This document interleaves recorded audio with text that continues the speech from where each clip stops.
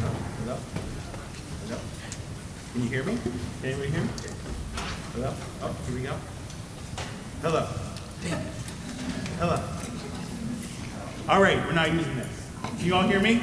Yes. Cool. Good evening.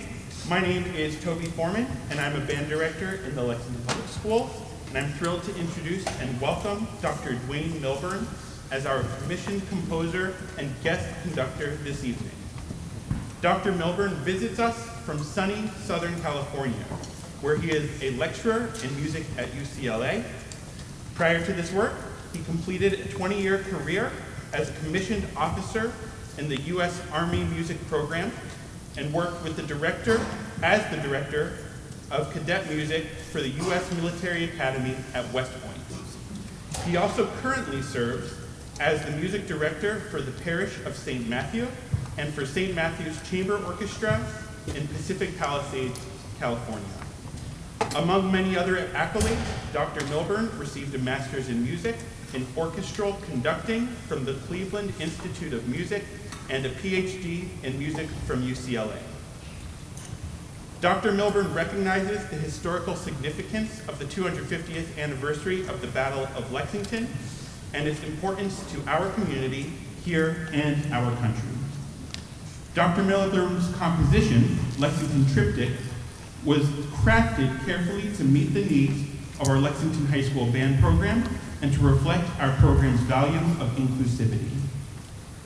We knew that preparing and performing Dr. Milburn's piece would be an incredible experience, and working with Dr. Milburn as a guest clinician has been truly special as well. I will hand things off to my colleague, Justin Armati, to share more about this experience. Thank you.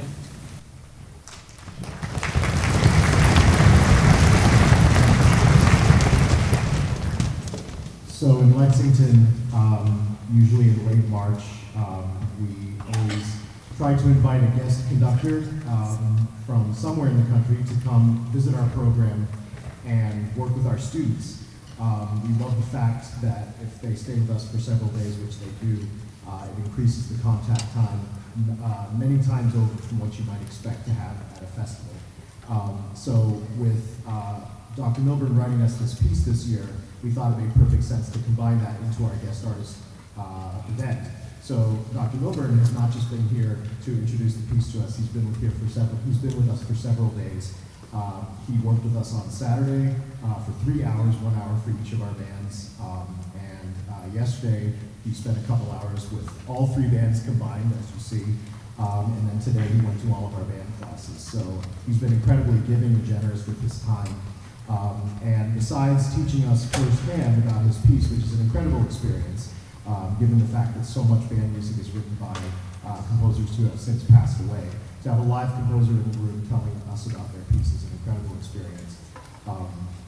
But in addition to that, Dr. Milburn turned our sessions into master classes and taught us about ensemble playing and what it means to play in a large ensemble, how to articulate, how to listen for intonation, and he told us a lot about dynamics. So it's been an incredible experience with him, and it's meant the world to us.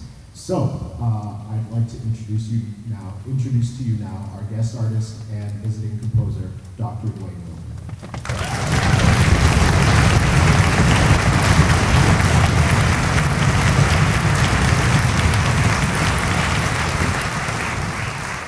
Good evening, everybody.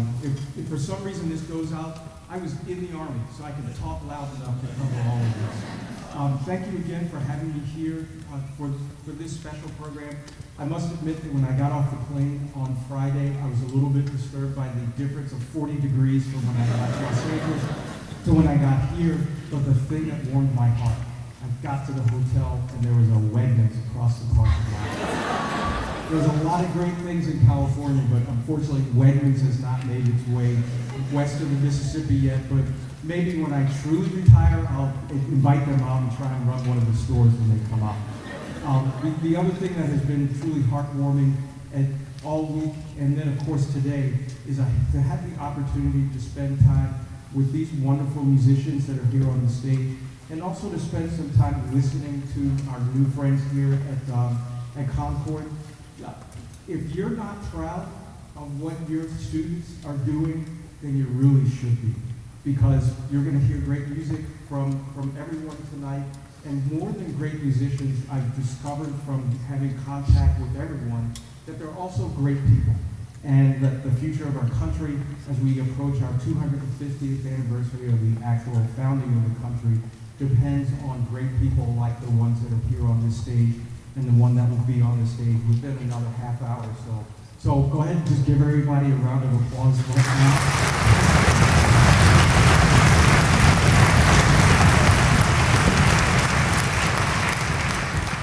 During the course of my career in the Army and also as an educator, I've had the pleasure of working with some truly tremendous high school and college musicians, and the people that I've worked with and that I've heard today certainly rank among the tops of those, and that's people all over the world. So again, thank you for that privilege of spending time with you. My involvement with this project began late summer, so I was a little surprised to hear that it actually started 3 years ago.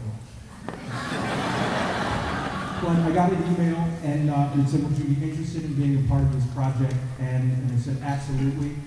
And then they said, well, you know, the music has to be to us by January so we can actually learn it. And I still said, absolutely.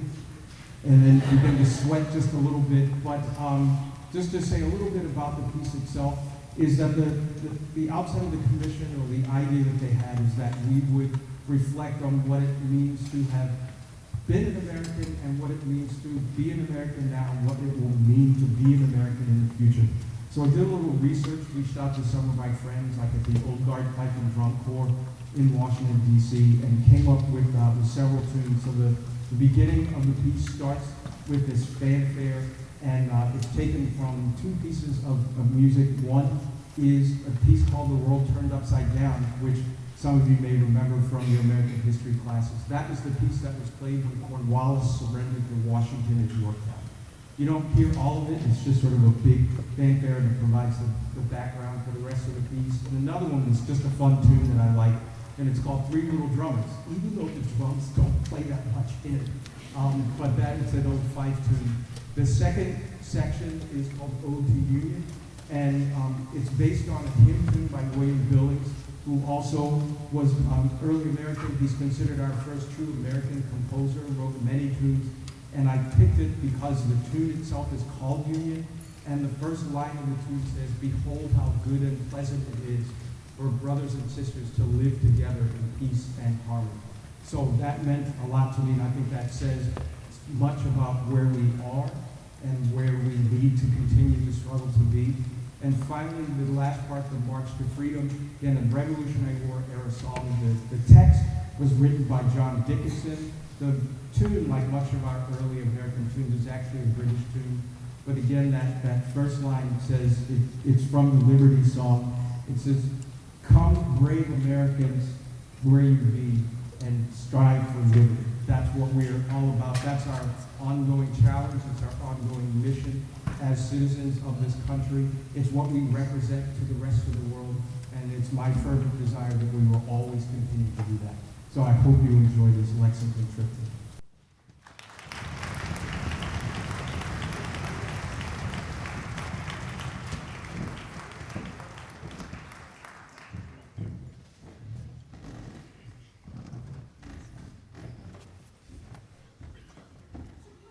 Not too far. Everybody, take a deep breath. Let it out. Got it. It's me. My son.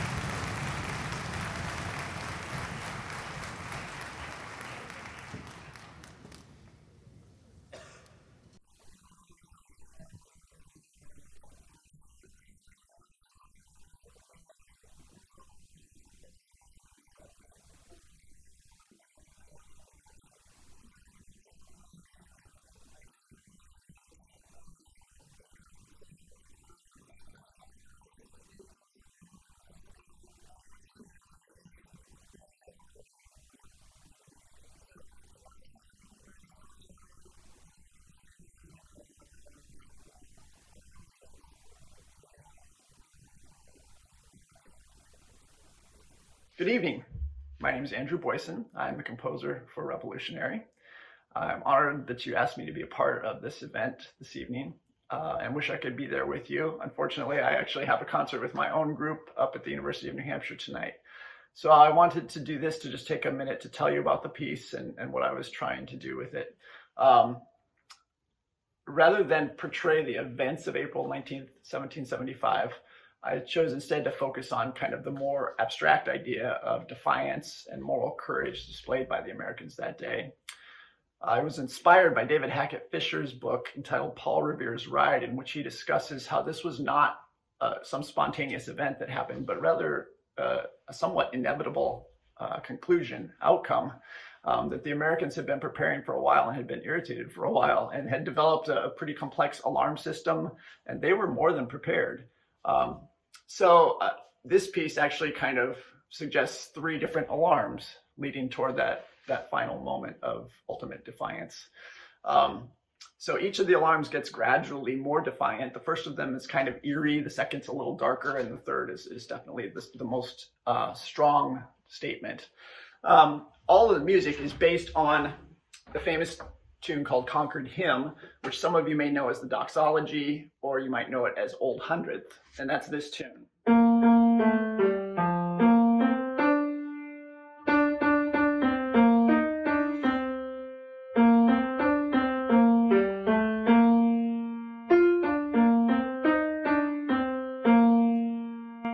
But rather than use that whole tune, I actually just used the opening phrase. And I like that because it all expands out from a certain point, the central point. This is a sense of growing and echoing the idea of growing defiance. So the first alarm you will hear actually uses what's called the octatonic scale, which kind of provides that eerie sound. So instead of hearing it the way you had before, it would be.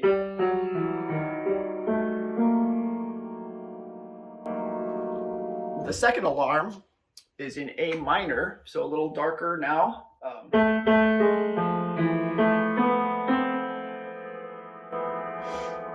And the third and final alarm is in what's called an altered major scale. So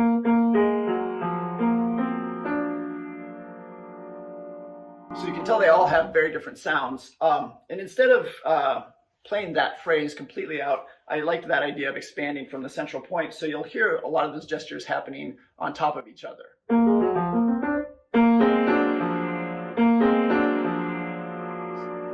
Often fairly quickly. So that gesture happens throughout the piece.